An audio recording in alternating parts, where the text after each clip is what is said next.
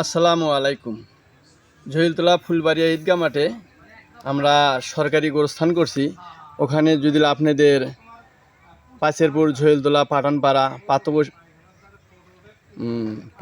পার্শ্ববর্তী এলাকার যদি কোনো মরা ধরা লোক থাকে, আপনারা এখানে মাটি দিতে পারবেন। ইনশাল্লাহ সরকারি গোরস্থান সবার জন্য উপযোগী, আপনারা সবাই এখানে গোরস্থানে মাটি দিতে পারবেন।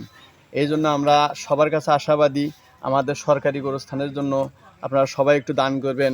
পাশে জায়গা আছে, সেই জায়গাটা আমরা কেনার জন্য মানে এই সরকারি গোরস্থান আপনারা সবাই চেষ্টা করবেন। যদি কোনো বাড়িতে জায়গার কোনো ত্রুটি হয়, আপনারা এই গোরস্থানে মাটি দিতে পারবেন। এখানে সবার জন্যই উপযোগী, কোনো ধনী গরিব নাই, যাই মাটি দিতে ইচ্ছুক তাই এখানে মাটি দিতে পারবেন, কোনো বাদ বিচার নাই। কোথায়?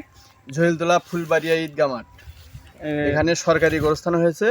আপনারা এখানে সবাইরে মাটি দিতে পারেন। পার্শ্ববর্তী এলাকার যেখানে নামাজ পড়ে সেটা দেখা, হ্যাঁ, এখানে নামাজ পড়ে এই মাঠটা, এখানে আমরা সবাই মিলে একত্রিতভাবে নামাজ পড়ি। জহিলতলা, পাশেরপুর, বড়াইকান্দি, পাঠানপাড়া, ভাটিয়াপাড়া, মতরপাড়া, আমরা সবাই পার্শ্ববর্তী এলাকায় নামাজ পড়ি।